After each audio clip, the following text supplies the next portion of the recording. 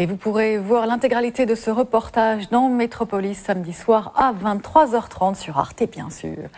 Le maire de Cadaqués, où Salvador Dali avait l'habitude de se rendre, ne souhaitait pas voir s'implanter un musée Dali. Aussi, le peintre chercha-t-il un autre lieu qu'il trouva finalement pas très loin, à Figueras, la plus grande ville de la région. Dali obtint l'autorisation de créer son musée dans un ancien théâtre détruit en partie par un incendie.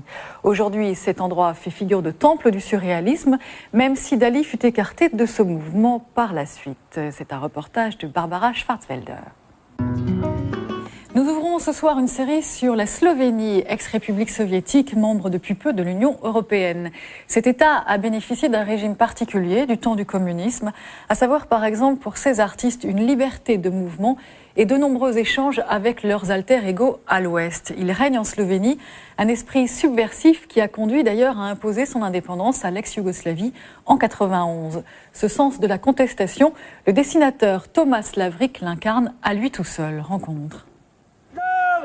Les États communistes ont intégralement subventionné les secteurs culturels. Ce système perdure en Slovénie, où 95% des budgets de la culture sont attribués aux institutions, comme le théâtre et l'opéra. La danseuse étoile Sanja Persin commande pour vous la visite guidée du Théâtre national de Ljubljana, la capitale. Un bâtiment néoclassique du 19e siècle, magnifique, nous dit-on, et que je vous laisse découvrir tout de suite. Ce journal prend fin sur ces images. Merci de nous avoir suivis. Votre programme continue sur Arte avec les champions d'Olympie. Et puis un nouveau documentaire de la série Sex and Pop à 23h05. Enfin, le dernier journal à minuit précise. Bis morgen um 20 Uhr. Je vous retrouve demain soir à 20h. Merci.